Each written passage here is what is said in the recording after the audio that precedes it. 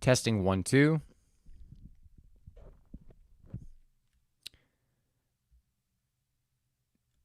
Testing 1, 2. Okay, what's going on, guys? We are live. So this is just an inspired post from a ride I just got from my car dealership.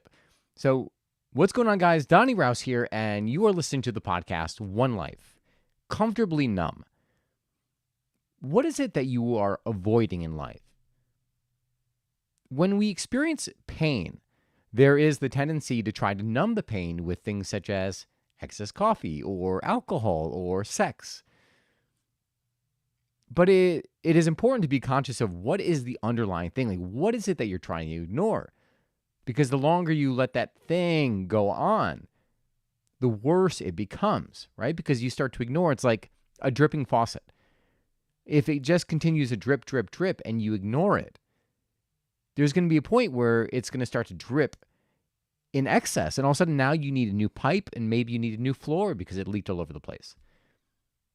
So we don't want that to happen for your life.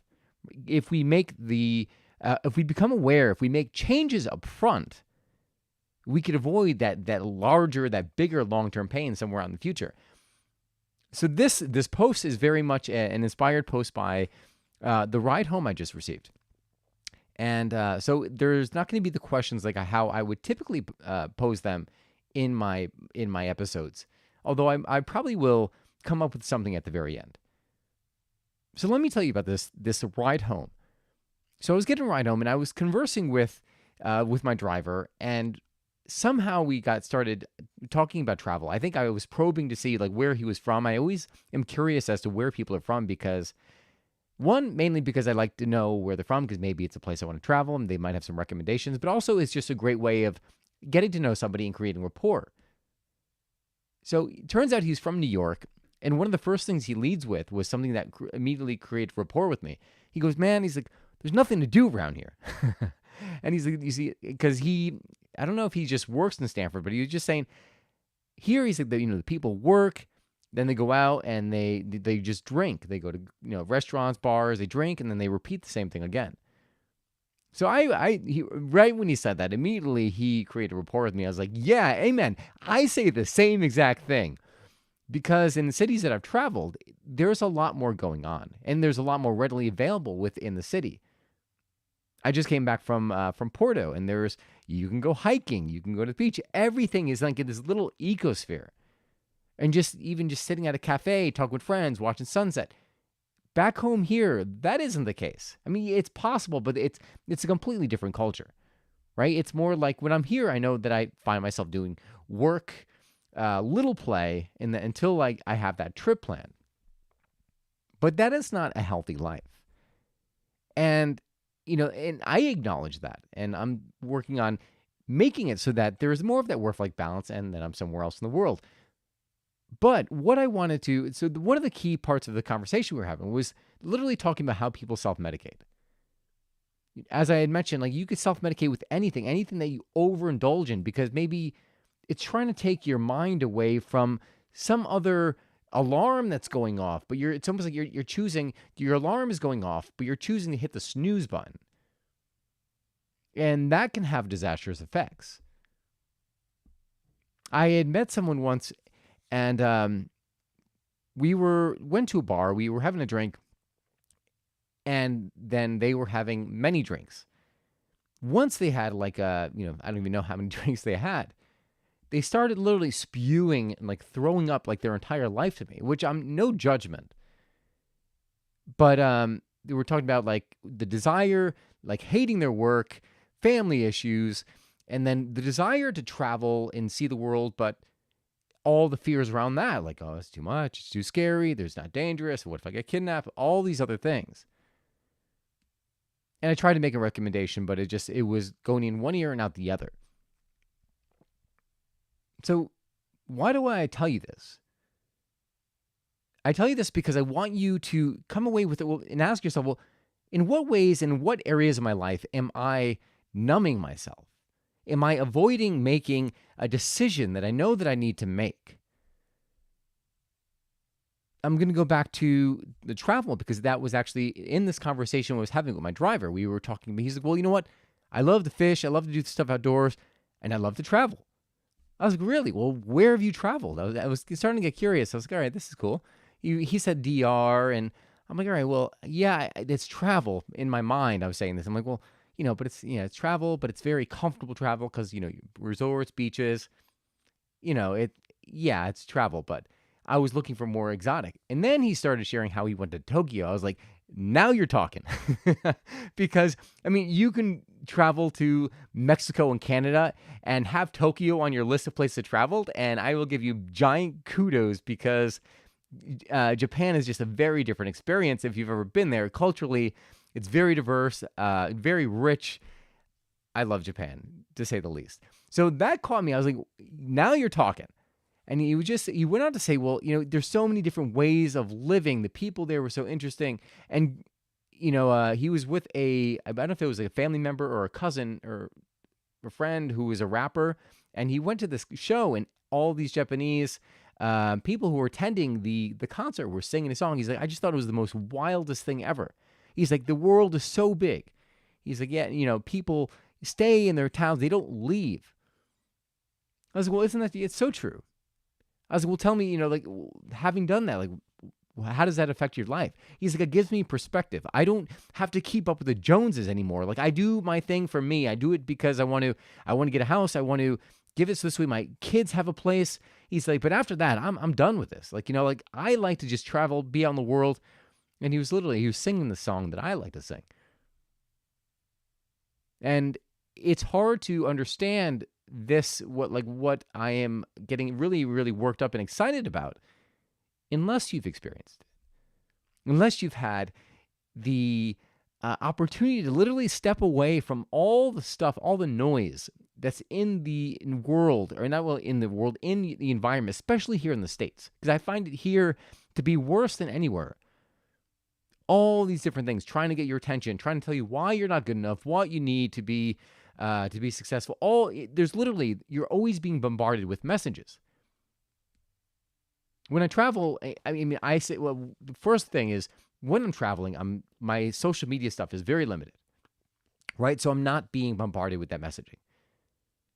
But I'm also perspective to look at the people around me and say, okay, well, what's going on here? I notice when I travel that groups of friends are getting together, and people aren't as glued, although it's starting to spread a little bit, but they're not glued to their phone and to the media like we are here in the United States. And that is a big issue. Because when you're in that fight or flight mode, you're always looking for the next thing, and you're glued to this device. When all the devices there, it's really set up to distract you, to pull you away from the life that you were meant to live. Maybe that was the intention of this the entire time, right? I wasn't sure where I was going with this post because it's very much done on a whim. But maybe it's the intention of this, the divine purpose was to get you to, that's probably the biggest addiction people have, is their device. I find myself going on, I'll find myself wanting to click on the Instagram button. And then it's like, no, and being conscious, sometimes I give in, other times I'm very good at not going there. Because I realize once I go in there, it's no longer what I want to create in the world, it's what people are trying to push on me. It's demands being made. You have to take the reins to your life. If you want to create a life that you're going to love, if you want to create memories that you're going to love, and something you're going to be excited about. So I guess I will leave you with some questions. Let's look at your life. Like, where are those unhappy moments? And I'm looking for, not there was so much the relationship, but like, where is, it's like maybe work. Maybe it's like right after work, you're like, oh my God, I hate my freaking life and my job. And it just literally spills into everything else. And as a result, you go to the bar with friends, you guys take a few tequila shots, 5, 20, and then you go home, you pass out, only to repeat it the next day. Where are you numbing your life with something else? And again, it could be social media, going on there just to see what's new in the world versus, taking that same amount of time and putting it into directing your own life. I was talking with one of my friends, and we were looking at our screen time on our iPhones. And we're like, all right, well, how much time do you spend? He's like, oh, I spend an hour on Facebook. And I was like, yeah, I spent like 30 minutes on Instagram. Some of it is messaging and stuff like that, but there are days where I might spend excess of that. And there's some days when I spend less. But it's a problem when it gets excessive, because what can you do with, if you were spending an hour a day, what can you do with 7 hours of time? 7 hours of time, you could become proficient in a new skill, a new career. You could build a side hustle. But in not, you're wasting it on this thing that doesn't matter. Maybe posting a smiley face, showing the world, hey, this is me. This is what I ate this morning. So when you've figured out what it is that you're trying to numb, like, what is the root cause? Like, what is it that you're trying to numb? What are the feelings that you're trying to cover up? I've been doing some emotional work, really understanding emotions. And emotions, if you don't address them and you just kind of suppress them, you sweep under the carpet, they start to show up in different ways. They start to make themselves louder. And often when they spring back up, they're springing up to something that's not even relevant to what initially caused them. What is the underlying factor? What is it? Maybe it's like the relationship that you've been in for 3 years and you realize it's not the right relationship, but you're just kind of going with emotions. Or maybe it's your career, or maybe it's the town that you live in that you want to try something different, but it's like, it's comfortable. What is it for you? Then what is the change that emotion is asking you or poking you to make? And then lastly, what would be the effect if you made that choice? Or maybe if it, like I said, I always go back to travel, because I love travel because it gives you a different perspective on life. When you're around different people, when you're not around the influences that you're surrounded with every single day, you start to think differently. You start to see life differently. So this is about seeing, well, what other options would there be? Like, what would the possibilities be in your life? Write those down and really feel it, because our lives, our worlds are created from within. Really, everything we see in the outside world is only a reflection of what's inside of us. So, I mean, growth is all an inner game, not an external game. You change the way you see things inside, you change the way you see the world. But travel does help, right? Because again, by putting yourself in new situations and new surroundings, you're forced to look for answers. One of the many reasons why I love travel, aside from like the fact that I feel like otherwise life escapes you. So that is all I've got for you guys today. I hope you enjoyed this post.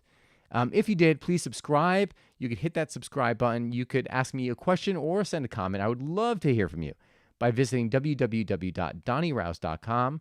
Again, www.donnierouse.com. And if any or all of this resonates with you, I'm going to be doing a course launching in September. And the course is going to be around everything that I speak of in these podcasts.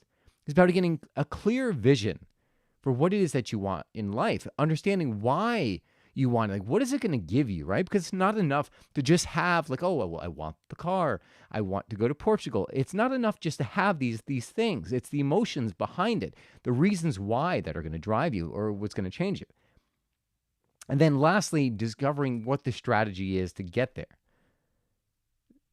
And once you have that, once you're focused on exactly what it is that you want to create, now all of a sudden you could put the blinders on and look straight at that vision without being, distracted by everything else, everyone and everything that is trying to take your attention from you. That is going to come later September. So if you want to be part of the inauguration, like the first group, you can send me a message again through the website. So that is all I've got for you guys today, guys. Thank you so much for tuning in. I wish you the most beautiful and wonderful life. In closing, the reason why I'm doing this is because I know that life is meant to be beautiful. I believe life is meant to be beautiful. And I believe that you are capable of creating a life beyond your wildest dreams. That's what I want for you. That's what I want for me. And that's what I want to give. So again, I hope you enjoyed this. Thank you so much for tuning in. Remember, you get one life. Live it. God bless. Thank you so much.